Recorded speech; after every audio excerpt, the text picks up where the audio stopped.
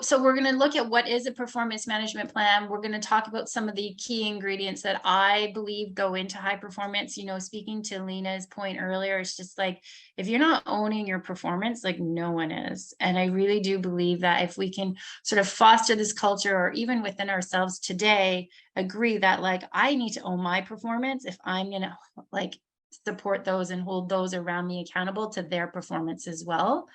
And then some of the key components that we believe should go into your plan. And we can talk about different sort of templates and technology to use that. So what is a performance management plan? It's ultimately, so we've already sort of jumped into that discussion, is the process of improving performance by setting individual and team goals that are aligned to the strategic goals of the organization, so that we are all constantly adopting this idea of continuous learning. That Pam, like when we're trying to get people on board within the organization, the first place we need to start is making sure that the organization has a set of objectives that is very clear for everybody to see. Now, there's lots of different ways of doing that, but in simple forms, like having some goals, having some objectives that are transparent, that everybody can see, okay, this is what the firm, the organization, the business is working on, then that allows us to figure out what's the role that I need to play in that. Now, a performance management plan really is going to be driven by three things. One, the individual deciding within themselves that they want to perform at their best, if you will. So what does that mean? Well, that means having personal awareness. That means practicing active listening, being curious, and taking total responsibility for themselves, how they show up in their role. The next to optimize performance is understanding the team. So the role that I play on the team, how I communicate, what my behavioral style is, you know, where are there synergies? Where might there be some tension? How do I need to maybe foster those relationships that don't necessarily come easy to me? And then practicing what I like to call courageous conversations. So there's that, how do I optimize myself as a team player? That's all goes into that second part there. And then finally, it's the sort of the tactical, which is executing the plan, like executing the objectives that the business has set out for themselves, and knowing what are the objectives that I need to set for myself in order to execute that plan. You know, staying focused on them, practicing time management, anything that has to do with strategy execution falls under that optimizing the business umbrella. So I really do see it as a three-part responsibility, which is that responsibility to myself, responsibility to the team, and responsibility for driving the plan. You know, often I talk about in businesses and organizations, like simply put, like we're constantly doing this dance between being the best that I can be as a leader, how I show up, what my strengths are, and doing, which is like setting goals, knowing the objectives, practicing, you know, purposeful time management. So it's like the being work, optimizing that, and the doing work helps in really driving top performance. So those are the three sort of layers to what I believe are the key ingredients to high performance. So those three ingredients kind of drive it. And then what I love is really this thought of every organization creating sort of their own approach to performance management. Now, what we've created here is just a table of contents. And what we might see in an organization is really giving like an employee a binder or a hard copy of many of these things, and that this be a part of their onboarding process. Or it could exist in some sort of HR cloud-based software that has all of these key ingredients for the employee to be able to go in and look at it and access it.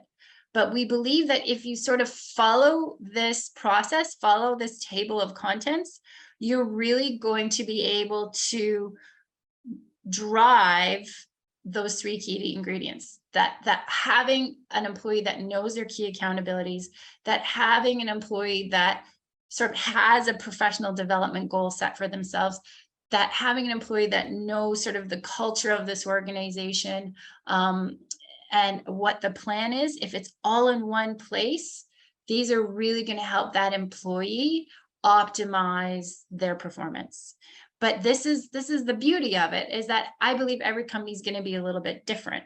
And so there might be some other, let's call it like key topics that need to go into your table of contents. But these are some of the few that we think really should be a part of that personalized plan, should be in one place for everybody to see, and is a part of that onboarding process. Okay, clear so far? Great. So key components, you know, you've hired your employee, you've started the onboarding process, which can blend, it be greater than just the performance management side of things. There's just so much more to the onboarding, but for the sake of this conversation, we're just going to really sort of hone in on performance management.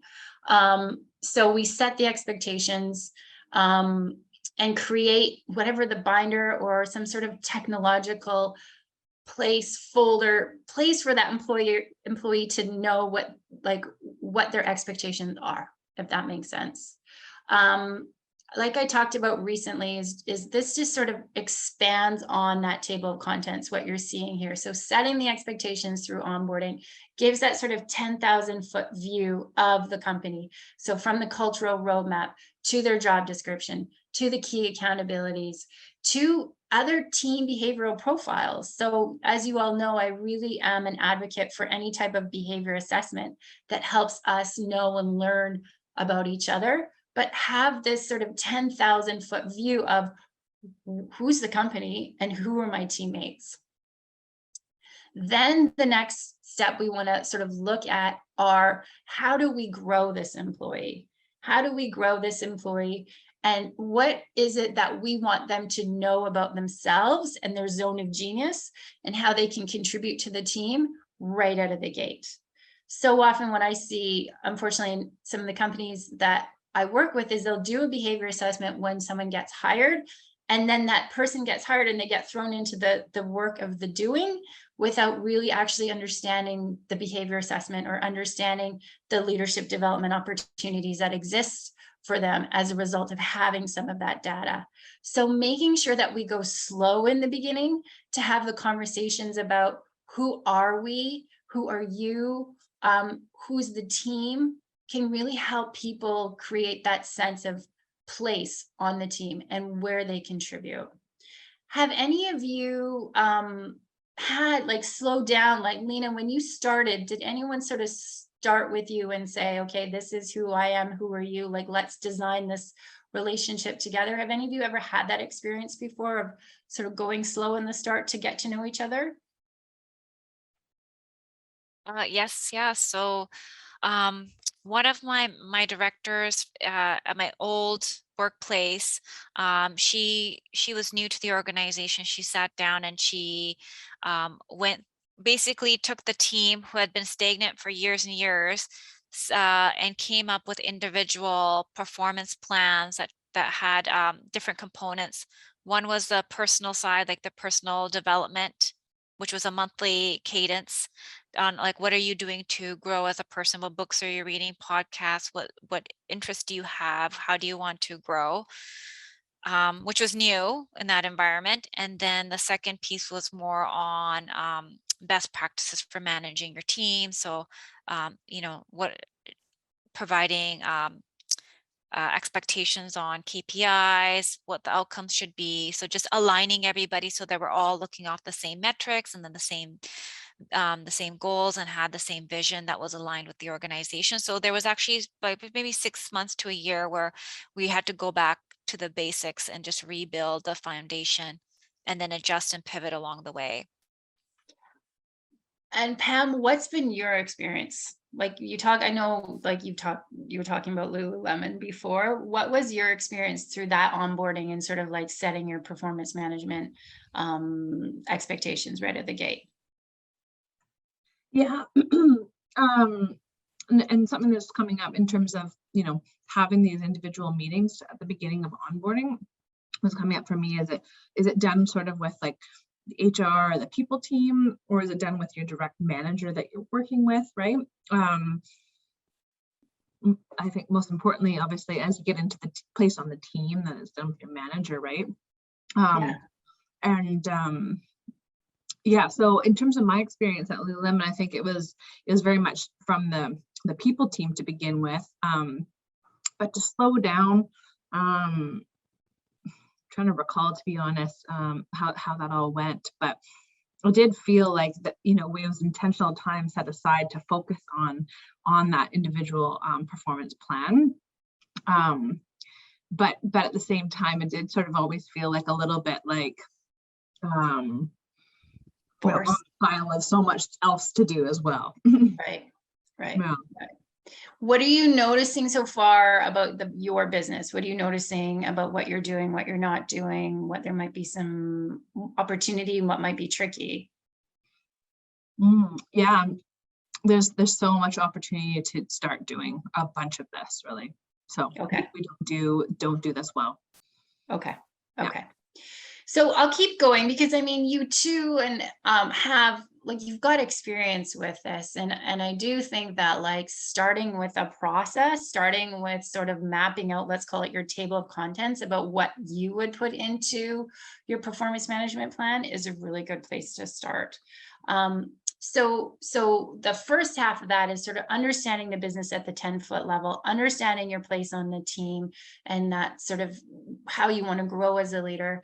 But then the second part is the tactical. It's like, what are my 30, 60, 90 day goals, objectives? And to Lena's point, in that you can have your professional development objectives, which are going to be sort of extracted from the behavior assessment, from those discussions. And to Pam, like, I've seen the debriefs being done commonly by HR or maybe an outsider or maybe a leader who just has a lot of experience with the assessment. But ultimately, we want to sort of get some sort of agreed upon leadership development goal that's going to serve the role and the organization.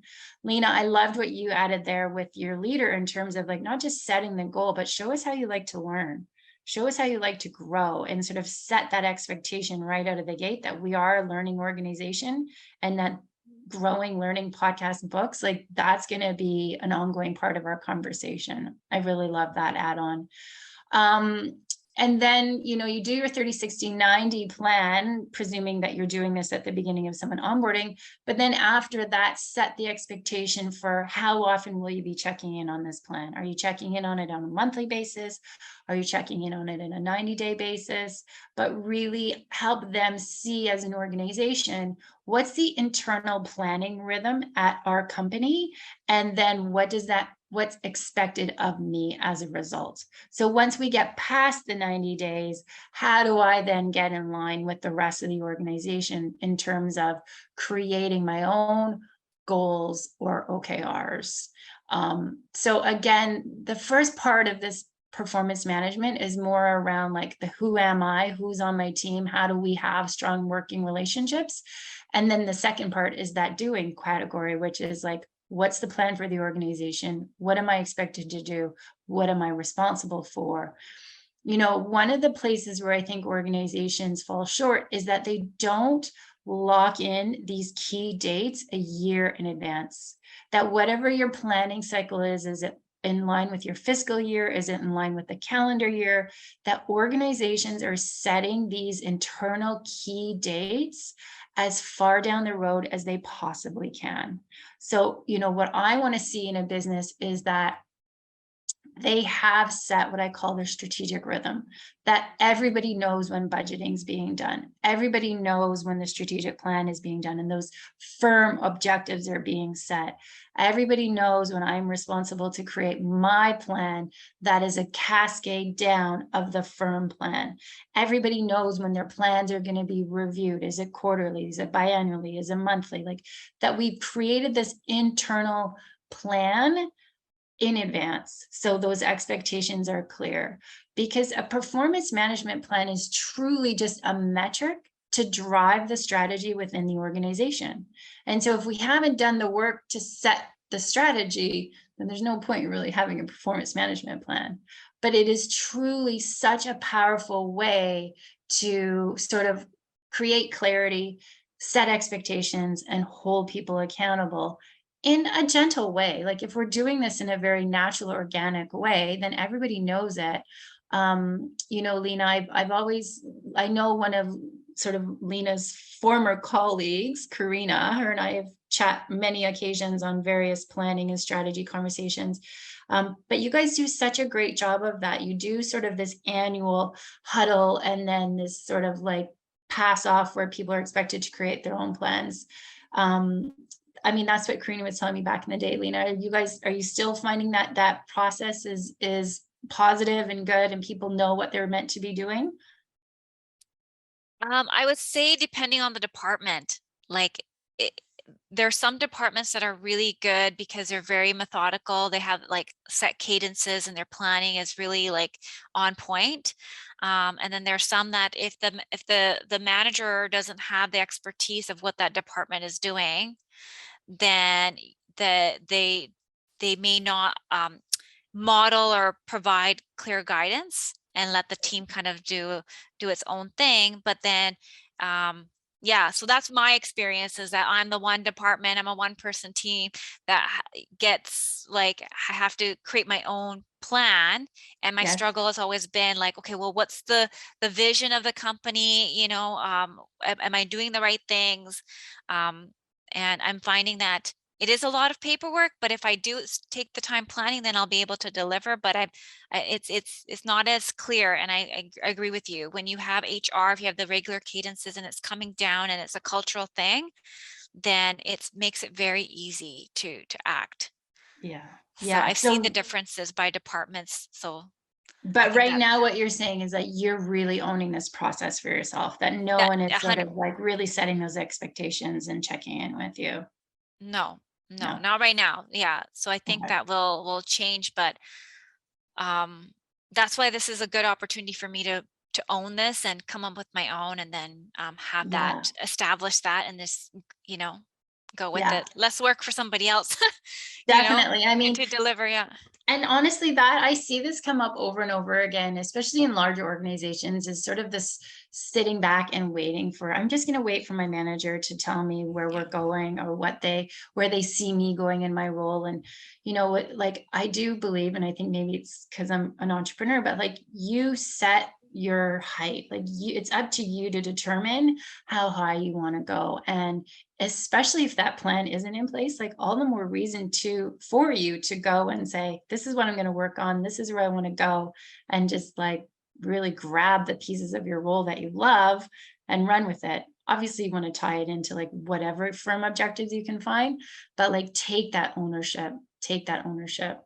So these are just sort of the key components. I have tons of resources I can share. I wasn't going to all throw them into this PowerPoint, but this is sort of a handout that we're going to send to you via email tomorrow that like, you might pass on to any new hires in terms of like, well, what do I need to remember and think about in those first 90 days of a role, in those first sort of 30, 60, 90 days of executing a performance management plan.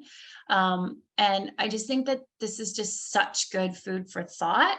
I mean, it applies to not just the first 90 days, it applies to every day that you're at the job, but it's, really constantly seeking out clarity. As Brene Brown says, like, clarity is kind. I love it. Listen to understand, not to reply. Really listen, ask questions in those beginning stages of an organization. Go above and beyond. Learn the history of the people around you. Like know sort of what challenges that they've overcome in order for us to be there. I always like to use the expression, like we only stand on the shoulders of the people that come before us. So let's have some respect for the history of the organization and the opportunities and the challenges that those people navigated. Move forward with confidence and know that your team is adjusting. So this is more so a giveaway for you to share with new hires that you might put in the performance management plan as a resource. So on that note, like, what are you guys seeing? What templates are you guys seeing or using, or technology are you using to set or manage any of these things? Do you guys have, like Pam, do you have a process around this where you're checking in with people or where they're setting goals? Like what are you guys using? What are you liking? What's missing? what can I source for you to share with you? Yeah, we don't have any technology platform tools that we're using at this time. Good old Outlook meeting reminders that help us kind of flag the timing, and I've just jotted down some notes in terms of the onboarding, even, you know, like set out those dates and those meetings of, you know, for us it's like 1 month, 3 months, 6 months, 12 months from the get-go, as opposed to being reactive in the, you know, week leading up to it and things like that. And in terms of templates, yeah, I mean, we've just recently developed like a more comprehensive employee handbook, which we rolled out this year, which was a great starting point. And so, yeah, this is like next project, basically, right? So Yeah. we have such great opportunity to improve our onboarding process and share the load. I mean, because I'm one person in the HR kind of piece of it, and I really rely on the manager, especially, you know, as each of the different teams is a bit unique in that regard, and in terms of the expectations. And again, it really, like you said, comes back to setting those really clear strategic objectives. And I think, yeah, me sharing feedback with ownership to get a little bit more consistent with, you know, our timing on that, and then the transparency on it and communicating it, and then knowing that these performance plan management plans, you know, ladder up to that, and that's what we're reviewing at year end or mid-year or whatever it is timing we want to meet. So it all makes sense, and we just kind of have to start from a good scratch place. Just a matter of doing. Have you heard of Bamboo HR? I have, actually, yeah. How many employees do you guys have? We are just shy of 60. 60. And do you have any like goals to like hire many more, or do you sort of see yourself sticking around 60?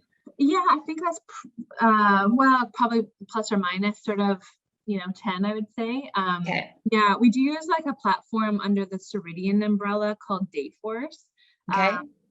which you know, has some capabilities that we aren't quite making use of yet. Yeah, what is the Bamboo HR sort of thing?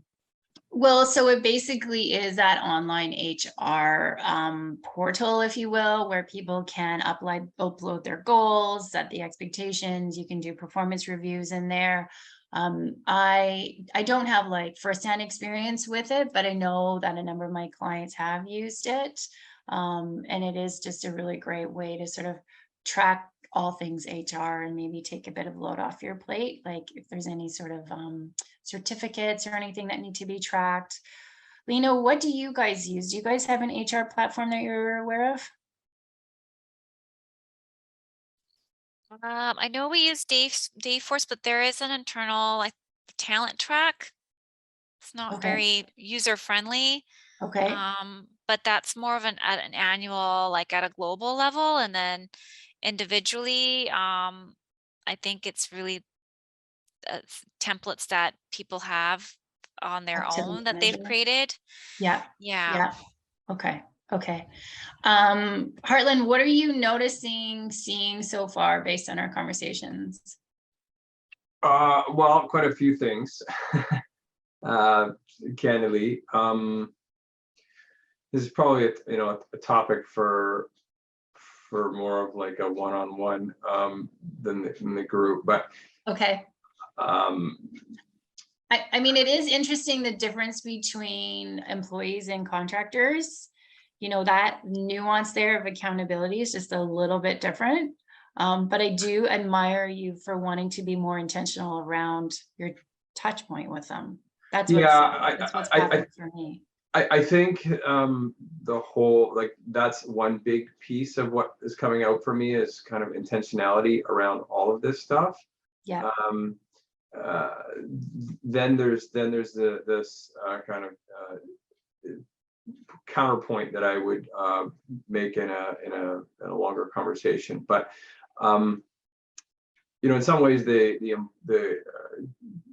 consultant piece is interesting because on the one hand, I'm their customer, so they want to keep me happy, so they want to do a good job, and they want to to follow through with their commitments and kind of go with what needs to be done. And then the kind of other side of it is that if they're not, then, and I've the like 90% plus of the team is fine, but we've had some challenges with some content writers.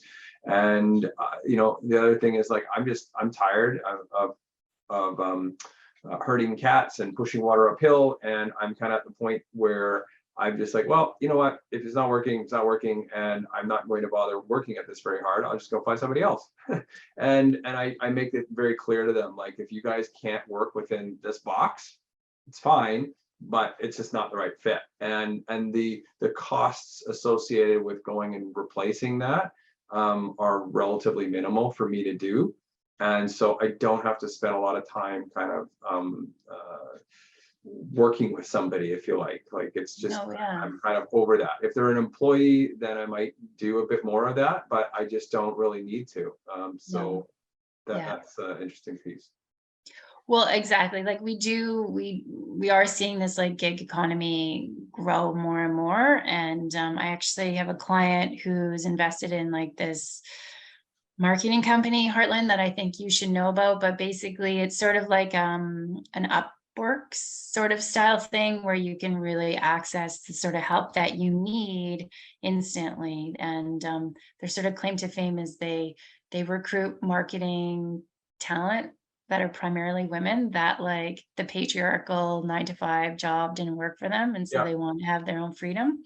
So we'll take that conversation offline if you do need some extra resources. But I definitely think that there's something to be said for like what does performance management look like as it relates to a contractor? Because it definitely is a little bit different than a client, than an employee. But I definitely think that there's something to be said about like building that relationship by understanding who are different working styles, understanding what the history of your business is, like really creating that engagement by building the relationship beyond them just serving some work for you. So I would encourage you to think about that a bit more. Yeah, and I do that. I mean, I send birthday gifts, I send Christmas gifts, I do to the extent of the ones that are in town, we do go out and do like dinners or activities or whatnot together, and I pay for all of that stuff. So those pieces are there. It doesn't just have to be you. It could go both ways. But guys, listen, I want to share with you, I'm going to stop sharing one screen. I want to share with you a resource a friend of mine likes to use in her business. So just give me 1 second here. In terms of that tracking document, just going to pull it over. Here we go. Oops. There we go. So this is just a simple document that they've created. And, I encourage you to sort of come up with your own that breaks things down on a quarterly basis or 3 meetings a year. So thumbs up if you're looking at the page. Yeah. Okay, great. So they're breaking it up into sort of 3 meetings a year. And what I love about this is that it's sort of a check-in on what the actual goals were set out for in the beginning. But it's also like a high level sort of like coaching conversation and check-in. So what's going well? Who should be recognized? Like recognition in organizations is just like definitely a place where we can all spend some more time. We need to train our brain on the good, especially in this day and age. And then challenges. So on the left-hand side, you've got this individual's goals. So they want to be certified. This is a very simplistic form, but you've got their goals on the left-hand side. And then there's space for you to sort of talk about what's going well. So this form is broken down into like the overall goals. And then a template we use is defining people's key accountabilities within their roles and the associated action steps of those key accountabilities. So below page 2 is a list of key accountabilities that would have come from a key accountabilities matrix that this person would have created. So there's sort of like the overarching goals that they have for their roles and maybe their responsibility to the organization. And then down below is sort of a breakdown of some of these key accountabilities. I mean, this is sort of for like you can see like an entry level position, But what it does is it says that those things that we said were important, they are important, and that we measure them and we keep coming back to them. So you have to determine what's important for that role, what needs to be measured, what needs to be evaluated, what needs to be discussed. So top part, sort of overarching goals, bottom part are key accountabilities required of their roles. And then they're checking in every, like once, I guess, like every 4 months. And then it finishes off the conversation with like, what do you need from me? You know, how can I support you? What resources do you need? Any other comments? So it's just a really simple tool, but more so just a reminder to have a process for your check-ins, for these conversations that you are going to be following on a consistent basis. And by all means, like a lot of HR software out there can do this for you, but I do share it just as a, you know, to give you guys some ideas, and I'm happy to share it with you if you want me to, just let me know. So let me just go back. Are you, oh, sharing is paused. Zoom is tricky. It just doesn't pop around the way you want it to. Hold on 1 second. So back here. So lots of templates out there, lots of technology. Really want you to think about what. Drop back there, Carolyn. Okay, thank you. Hold on. Are you here? You there now?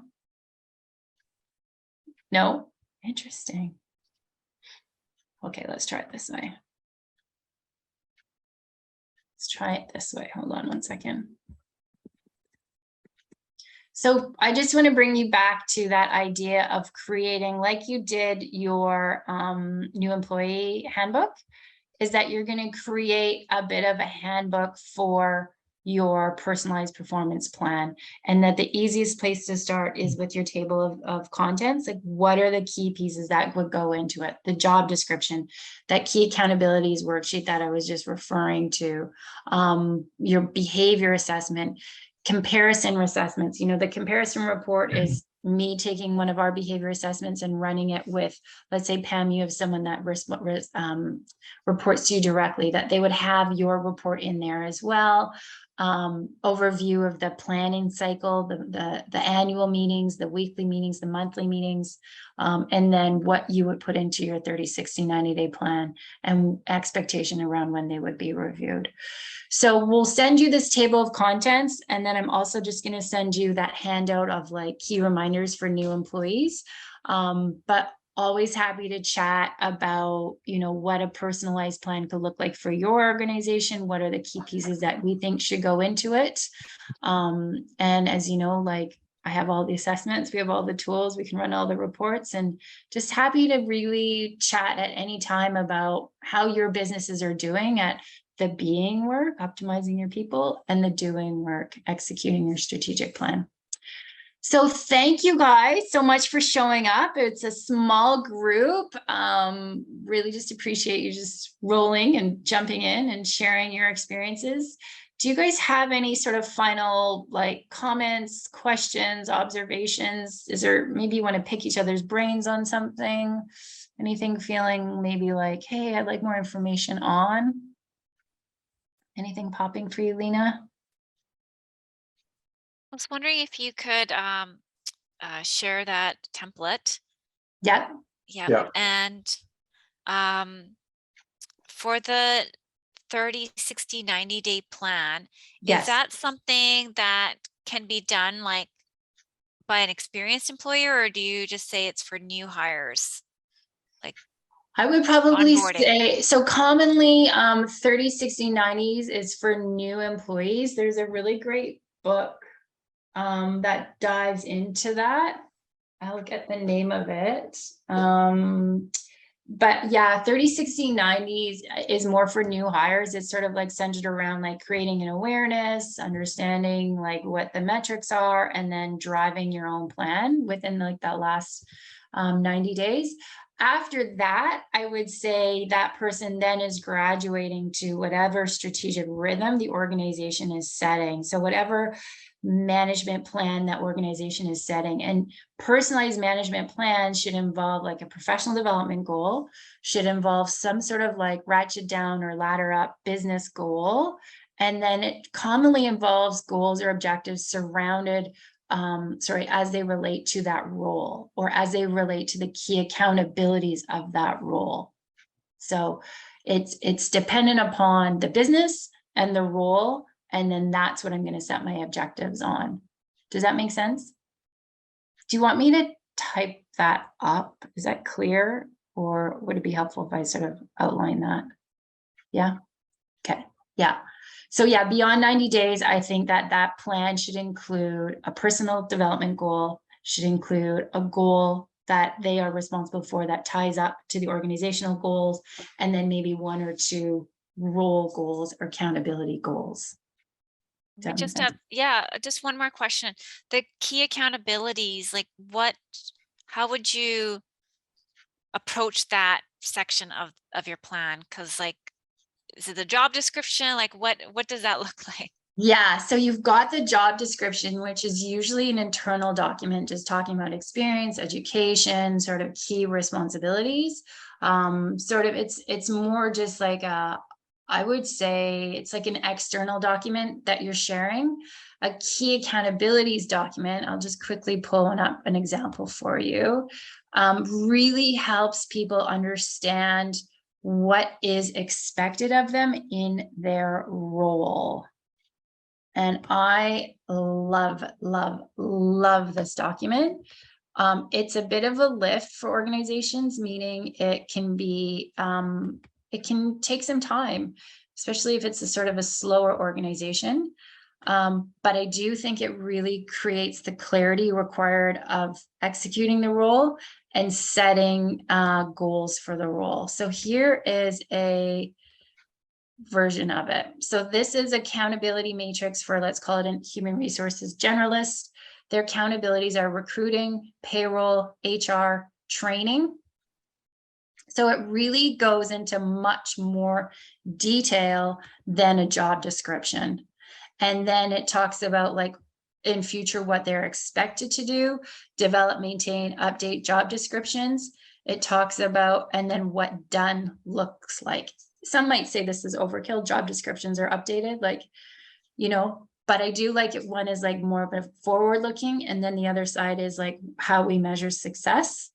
And then finally is like, how much time do we expect people to be spending in each of these accountabilities, and different phases of business, different types of the year, especially if you're in construction. I know like my construction companies, like they're flat out in the summer. They're not hiring. Like they should have been doing their hiring in the spring.